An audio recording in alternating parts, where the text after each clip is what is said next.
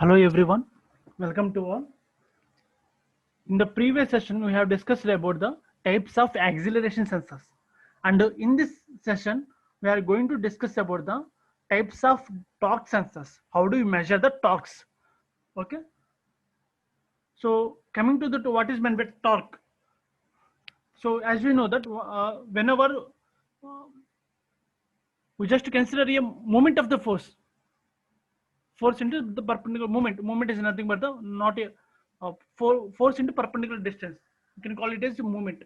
So whenever you consider the moment of the force, we can call it as a torque, which is nothing but the uh, so the moment of the force it tends to change its position in a lateral directions, or which tends to rotate the body, okay, or which tends to uh, causes a shear strain, okay. Any movement of force which tends to or tries to change in the shear strain, okay, shear strain in the particular body, you can call it as a torque, okay. So in the diagram point of view, so I have a consider a cantilever beam here, and whenever the force applied here, this is the fixed end, and whenever the force applied at the free end, so which body might be not in bending motion, as well as the it might be tends to rotate the body, or it may be whenever you apply the couple here, the body tends to rotate, okay, at the free end, tends to rotate the free. So in this situation, uh, how do we see the shear strain observed in a side view only? So we can't see the, so what is the shear strain observed, what are the shear strain getting the material, okay. So in the side view only, we can see the shear strain, okay. So in the side, in the situation,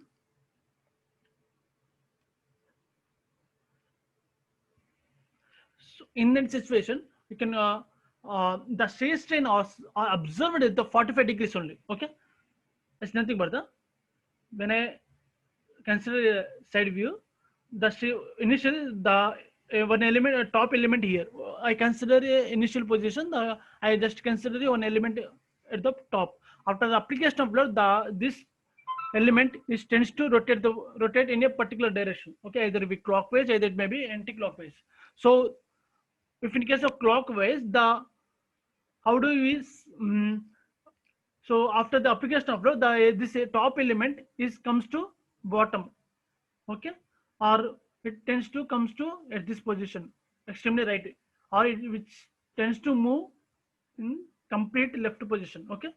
So in this situation, we may see the shear strains observed in the side view only, side view in the sense cross sectional point of view only. So in the situation, whenever we know, I would like to know how much the shear observed, how much the shear strain is getting. We are just how do we measure that? How do we measure in the uh, in the particular concept? I just meant just kept just position a strain gauge here, like in the 45 degrees, okay, just in between the these two, in between the x and y direction, we just I just place the one strain gauge here, and over there I note I get in the what are the strains observed by the material, okay, due to the application of load, okay. So in this situation also, torque sensor is nothing but the, so from the basic fundamental point of view, what is meant by torque is nothing but the movement of the force, either it may be movement of the force, nothing but the, we can call it as a um, power equals to torque into omega. From from the basic formula, what we have now, power equals to 2 pi into by 60 kilowatts, okay, either it may be kilowatts or megawatts, whatever it may be. So power equals to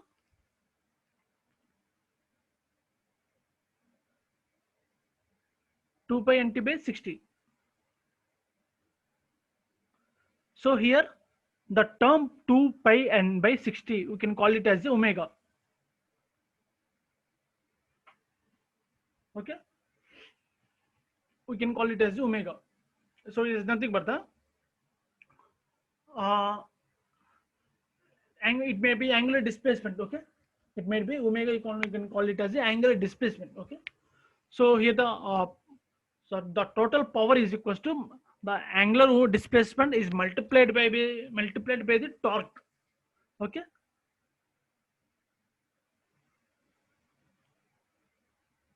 so so in the thermal analysis or thermal calculations also, so in order to calculate the in the practically we have to calculate the what is the indicated power, in order to calculate the what is the indicated power, or what is the brake power, what is the frictional power, which are induced in the internal combustion engine. So in order to calculate all those powers, what is the best one is to measure all these powers, or in order to record all these powers. We can call it. We can choose one particular element. We can go that is Prony brake.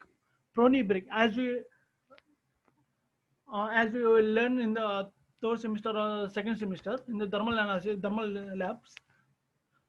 In Prony brake, one rope is wrapped around the shaft. Yeah, and the one end is which is let it be free, and the another end is which is tied to the spring balance here. So and at the free end we just keep on going putting some loads on the free end. Okay, it may be putting on loads, or it may be a application of force. Okay, at the free end. So due to the application of force, the body tends to some kind of inertia, tends to change in some kind of change in its inertia. So due to the inertia, obviously the some kind of resistance force or a reaction force which is against the application of force. Okay, which is acted against the application of force, which can be measured by the spring balance. Okay, so whenever you apply the load here, obviously some reaction force or resistance force is observed. Okay, this resistance force we can measure by the spring balance here. Okay, so in order to calculate the full torque equals to uh, difference between these two forces and multiplied by the effective radius of the brake drum. Okay, so we have a drum here, and over the drum we just wrap it as a rope here. Okay, and one end is fixed to spring balance, and another end is let it be free. And over there we need to keep on going or increasing the load. Okay, or increasing the force. So here, so what is the meant by torque equals to the differences between these two forces. Okay, either maybe dead load or to the spring balance, whichever it is maximum. Okay, it might be is equals to 0, is equals to both same, or it may be some kind of amount of differentiation. Okay, so mg minus fs is multiplied by re. Okay, the effective force is multiplied by effective radius. So here we can call it as a Prony brake. Okay, and the next one is the strain gauges. How do we measure? How do we measure the torque by using the strain gauges? So in the what we have said in earlier, what I said before. So whenever we just we need to observe the strain gauges, we need to place some kind of strain gauges. So, strain gauges which are positioned at the 45 degrees to the longitudinal axis. Okay, like the look at this diagram. Uh, the strain gauges are positioned in a crosswise direction at an angle of 45 degrees. Okay, these four strain gauges are connected with a resistance. Okay, which these resistance are connected at a as a V-stone bridges. Okay, so these are the output here. The entire resistance is the variable resistance here. This is the variable resistance. The what are the output of the I mean voltmeter. I mean you can call it as the output voltage, which is measured by the some kind of voltage supply here. Okay, so it's nothing but the whenever uh, whenever the strain gauge is observed some kind of a shear strain, which is getting some kind of deflection. Okay, due to the deflection, the resistance of the strain gauge will be getting variable. So by the variation of strain gauges, by the variation of resistance of strain gauges, which will lead to change in the voltage. Okay, the corresponding voltage here. How much the change in resistance, which is corresponding to the that much of voltage. Okay. So by using the Wheatstone bridges, as we know that for everywhere, every mechatronics concepts, wherever you go, the Wheatstone bridges, most of the cases, Wheatstone bridges are going preferable because of the simply construction and is widely applicable. Okay, for in order to simple for balancing the for resistance, balancing the resistance. Okay, and the next one is the so and the further concept is the whenever these so just to I will look at the bottom of the page. Here the one more picture is there. So these strain gauges are arranged in a sequential manner, in a crosswise manner, for at an angle of 45 degrees, and these strain gauges which are connected to the okay, we have a slip rings here. Suppose we have a brushes here, nothing but the is we just placed here, we just adapt here two kinds of elements here. First one is the slip rings, and at the same time some kind of brushes nothing but the connecting wires. Okay, here also there is some kind of connecting wires or brushes. Okay, we can call it as this brushes, not a connecting wires. We can't say connecting wires. Okay, we can say only brushes. Okay, for the communication purpose. Okay, from brushes are here which are connected to this some kind of slip rings which are already placed or positioned over the external diameter of the cylinder, external diameter of the shaft. Okay, so whenever brushes are contact with the slip rings, whenever initially all the brushes are fixed at the some position here at a position, and they fix it to if they maintain a contact with the some slip rings. Whenever we observe that whenever the shaft is getting rotating, willing to rotate the its direction, its position, so obviously there will be change in or deflection in the strain gauges. Okay, obviously there will be change in resistance, and then next consequently some kind of deviation will be occurred in the slip gauge, the contact between the slip gauges as well as the brushes. Okay, so due to the misconnect or due to the gap provided. Okay, due to the gap provided by the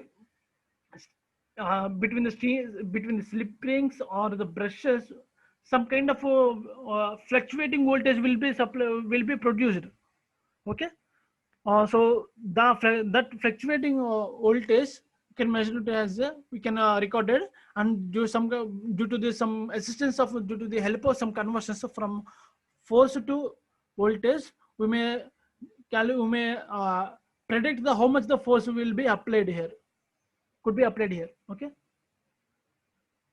here also one more concept is the further concept is this is the input shaft, and over the some sleeve is there, and then this is the output shaft which are connected by these two linkages here. Linkage is nothing but the strain gauges. Okay, we can see in the side view. Okay, the strain gauge torque transducer with the beams in bending. Okay, a slip rings arrangement results in noise due to change in contact resistance. Is nothing but the so whenever the slip ring arrangements results in noise. Okay, but due to this change in contact resistance is nothing but the so it's a continuously moving position. Okay, whenever the torque is there, so obviously continuously moving position is. So in that situation, so it may be leads to some kind of noise here. Okay, uh, which tends to makes some kinds of noise. Okay, as slippings on the brushes are wear out. So due to the noise, due to the continuous connection misconnection between the slips and rings, which may leads to which may it may be chance of getting wear out and hence need to be renewed, and new and non-contacting type of arrangement is shown in figure here. Okay, so here the bridge supply and its output signals are transmitted between the rotating and stationary members through the transformers. There's nothing but the AC supplies bridges. AC we just supply the AC voltage here as to the bridge, and the amplitude modulating AC voltage proportional to the torque is obtained the output of the top bridge. Okay, it's nothing but the whenever we apply the AC output or the AC supplied to the shaft or bridge, the modulating AC voltage proportional to the what are the modulating AC voltage nothing but the induced voltage of AC is directly proportional to the torque.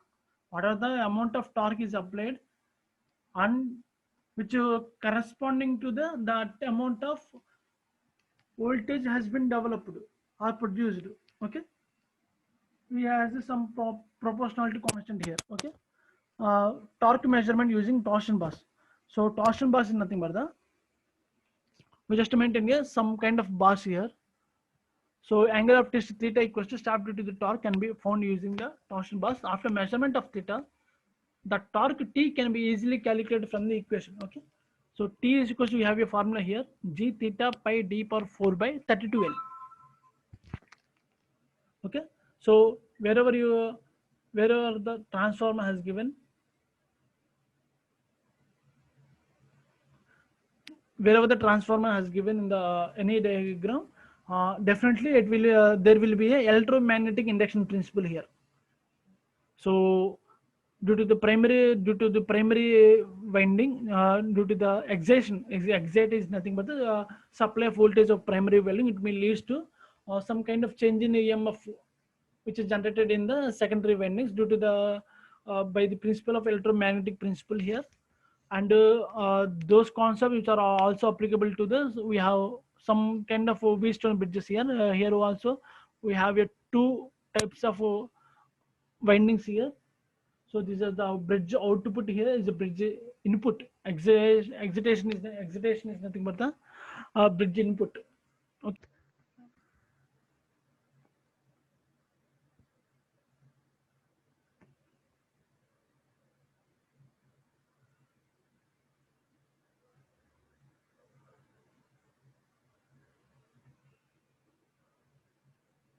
And the next one is the torsion bar torque transducer. So here only torque bar transducer nothing but we have a optical method. Okay, in this situation we just adapted a optical method. Optical method is nothing but the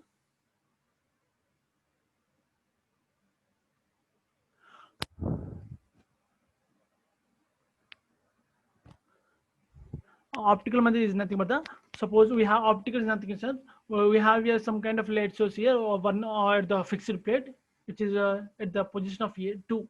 Okay, we have a light source here and another one the at the some kind of some at the some space. Okay, at the, some distance we have another plate here and over this material which is connected to the shaft.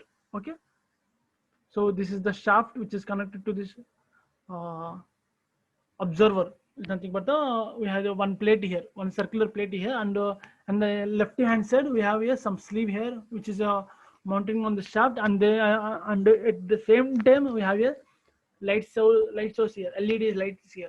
So whenever we give a shaft motion or displacement to the shaft of the observer.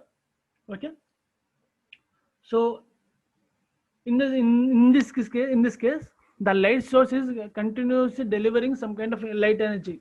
Okay, emitting is light. So whenever we due to the optical is nothing but whenever it passes whenever the material allows the is light, we can measure the sensor. So how many times, how much time the sensor, how much time the material allows is rays light. Okay, so due to the situation we can call it as an optical method. And the next one is the capacitive method. Here the capacitive method is nothing but the initially we have a shaft here, and over there one more sleeve is going to be mounted, and due to the and in between the sleeve and the shaft we just maintain some sensing capacitor. Okay, which are hatched by in a black diagram, black color. Okay, so here also capacitive method is nothing but the a shaft is fitted with a concentric sleeve. Concentric is nothing but a circular.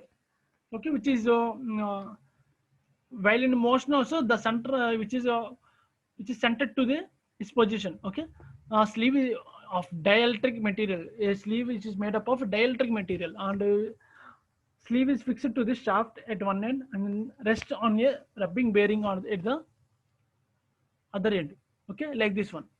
So whenever the torque is applied at the shaft, it causes relative motion between the surface of the shaft and the free end of the concentric tubes. So we have some kind of disturbance here, a disturbance in the sense of communication lagging is there. Communication lagging in the sense of whenever we just give a rotation to the display, rotation to the shaft, the output of the free end, at the free end, the sleeve it may be getting some kind of deflection here. So there is a difference between the actual input to the actual output. Okay. The capacitive torque sensor is connected to an inductor coil wound around the shaft. Okay, and the resulting passive circuit is nothing but these are the active theories regarding to the concept.